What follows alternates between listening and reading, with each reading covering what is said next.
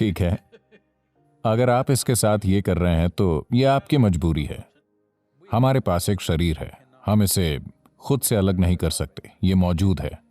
शरीर की अपनी जरूरतें हैं, जैसे कि शारीरिक भूख है, वैसे ही कामुकता है। पर किस हद तक, ये आपके ऊपर है। योग विज्ञान में इसे वीर्यम कहा जाता है। ये सबसे शक्तिशाली चीजों में से एक है। जाहिर है ये शक्तिशाली है। अगर आपको नमस्कारम सद्गुरु।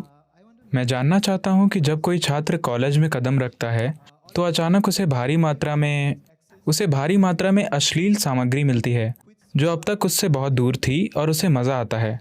जैसा कि हमने कहा कि वो पृथ्वी पर स्वर्ग का अनुभव करता है, और हमने उन लोगों के नए नाम भी रखे हैं जो बहुत ज़्यादा हस्तमैथुन करते हैं।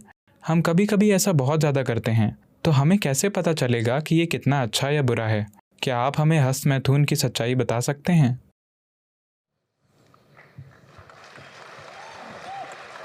ओह, ये एक लोकप्रिय प्रश्न लगता है।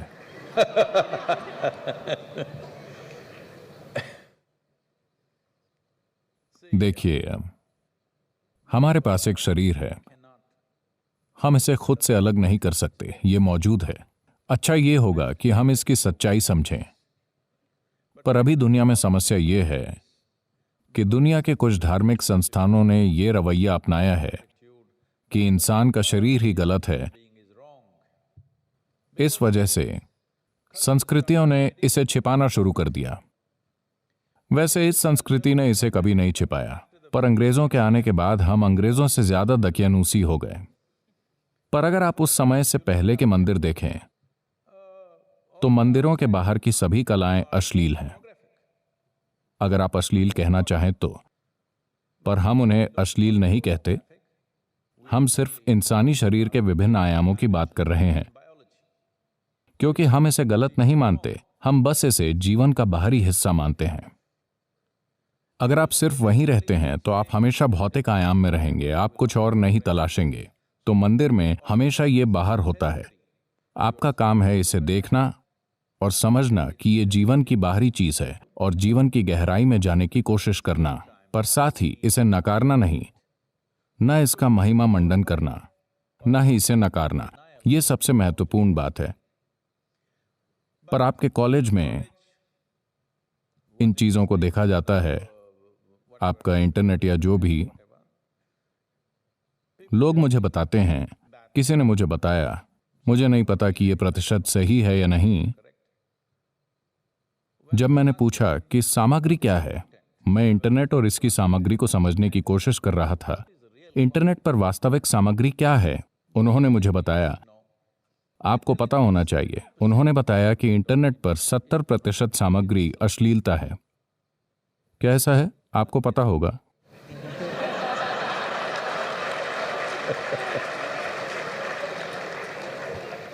क्या कोई इस पर पीएचडी कर रहा है? उन्होंने मुझसे कहा 70%। मैंने कहा 70% अश्लील चीजों का होना गलत है और ये एक बीमारी है। अगर ये एक छोटा प्रतिशत हो तो ठीक है। 70% एक तकनीकी मंच पर जहां लाखों चीजें हो सकती हैं, दुर्भाग्य से वहां अश्लीलता है। जीवन का सिर्फ जीव विज्ञान, ये बहुत दुर्भाग्यपूर्ण है। क्योंकि जब आप एक इंसान के रूप में आते हैं तो आपका शरीर आपके जीवन का मुख्य हिस्सा नहीं है, यह आपके जीवन का एक हिस्सा है। आपके दिमाग में इतनी क्षमता इसलिए है कि आपकी बुद्धि आपके जीवन का मुख्य हिस्सा बने, और अगर आप सचेत हो जाएं तो आपकी चेतना आपके जीवन का मुख्य हिस्सा बन जाती है। शरीर एक बैल का मुख्य हिस्सा है, ये उसके लिए ठीक है, वो बस यही जानता है। पर शरीर मानव जीवन का मुख्य हिस्सा नहीं होना चाहिए। ये हमारे जीवन का हिस्सा है, हम इससे इनकार नहीं कर रहे हैं। तो आपके जीवन के एक चरण में यह ऐसा होता है। एक 95 वर्षीय व्यक्ति अपने डॉक्टर के पास मेडिकल जांच के लिए गया। डॉक्टर ने पूरी जांच की और कहा, अरे बूढ़े जवान, आप 95 की उम्र के लिए बहुत अच्छा जी रहे हो, आपको कोई समस्या नहीं है। फिर बूढ़े व्यक्ति ने पूछा, डॉक्टर, पर मेरे यौन जीवन का क्या? तब डॉक्टर ने उसकी ओर देखकर पूछा, उसके बारे में सोचना या उसकी बातें करना?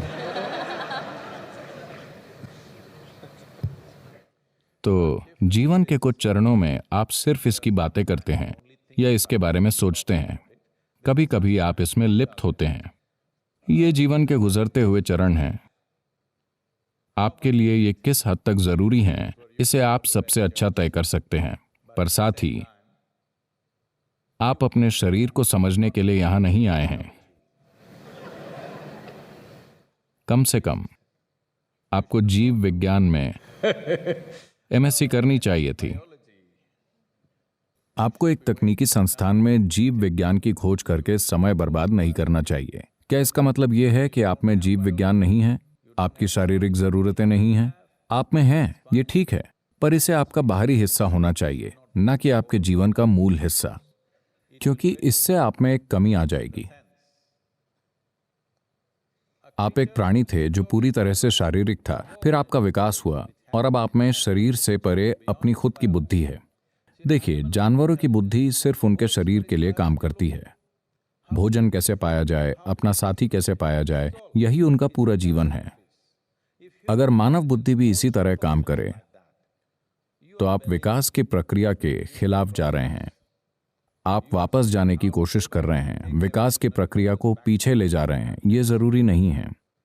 इसका मतलब यह नहीं है कि आपके पास शरीर नहीं है। शरीर की अपनी जरूरतें हैं, जैसे कि शारीरिक भूख है, वैसे ही कामुकता है। आपको इसे किसी तरह से पूरा करना है, पर किस हद तक, यह आपको चुनना है। पर निश्चित रूप से यह आपके जीवन का मुख्य हिस्सा नहीं होना चाहिए, क्योंकि आप अपनी बुद्धि और चेतना को मुख्य हिस्सा बनाने की विकास योजना को पीछे ले जा रहे हैं। इसके बजाय आप अपने शरीर को मुख्य हिस्सा बना रहे हैं।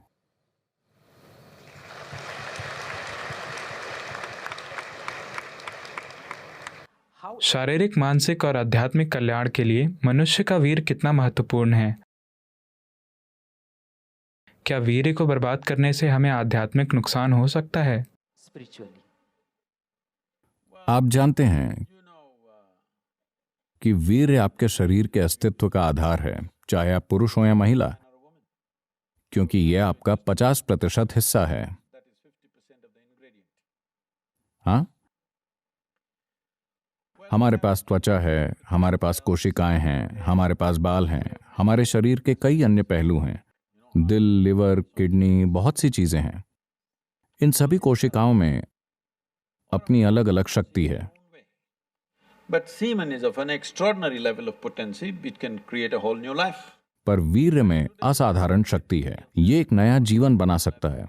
आज आप एक उपकला यानी एपिथेलियल कोशिका लेकर प्रयोगशाला में बहुत कुछ कर सकते हैं, और शायद हम आपका क्लोन बना सकते हैं। ठीक है, तो क्षमता यहां भी है, पर उस तरह की क्षमता नहीं है जितनी कि उस कोशिका में है जिसे आप वीर्य कहते हैं। तो यौगिक संस्कृति में इसे वीर्य कहा जाता है। वीर्य का एक अर्थ वज्र भी है, जिसका अर्थ है स्थिरता या हीरा, Stability or diamond, which is the hardest thing. जो सबसे कठोर चीज है। तो मानव शरीर में वीर्य को वज्र के समान माना जाता है। इसका मतलब है कि ये सबसे शक्तिशाली चीजों में से एक है। अगर आप इसका उपयोग करना जानते हो तो इसके उपयोग का एक तरीका है कि आप इससे बच्चे पैदा कर सकते हैं। ये एक बात है। अगर आप ये सवाल इसलिए उठा रहे हैं क्योंकि आप लोग इसे जेएनयू की चादरों पर फैला रहे हैं, Okay. अगर आप ऐसा कर रहे हैं, आप जो कर रहे हैं वो कर रहे हैं, जिसे नैतिक रूप से आंका नहीं जाना चाहिए। मुद्दा ये नहीं है, सवाल ये है कि आपकी मजबूरी किस स्तर पर है। इस शरीर की किसी भी चीज से क्या हम एक अलग स्तर का काम कर सकते हैं? बिल्कुल। सिर्फ वीर्य ही नहीं, इस शरीर की हर चीज को रूपांतरित किया जा सकता है। देखिए, मान लीजिए मैंने आप सभी को सूप बनाने की सामग्री दी। आप सभी को वही सूप बनाने की सामग्री दी। क्या आपको लगता है कि आप सभी एक ही सूप बनाएंगे? नहीं, आप 500 किस्मों के सूप बनाएंगे, हालांकि सामग्री एक ही है। अभी हमारे साथ यही हुआ है। हम सभी मौलिक रूप से एक ही सामग्री हैं, पर देखिए हम में से हर एक कितना अलग है। अलग अलग सूप। अगर मैं आपको सूप बनाने की सामग्री दूं, तो आप एक शानदार सूप या एक घटिया सूप बना सकते हैं। यह इससे तय होगा कि आप में कितना कौशल है ना? तो ये हर बात पर लागू होता है, न सिर्फ वीर्य पर।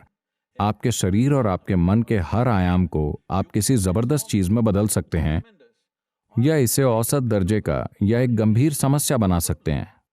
आपके जीवन का हर पहलू, यही जीवन के इस पहलू के लिए भी सच है। ये वही ऊर्जा है।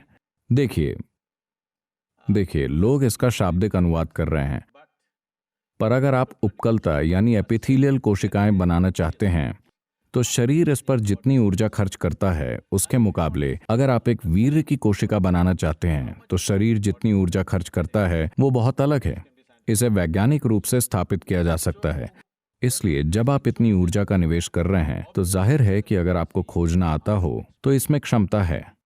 लेकिन क्या आप में खोजने की क्षमता है? क्या आप खोज करने में सक्षम हैं? क्या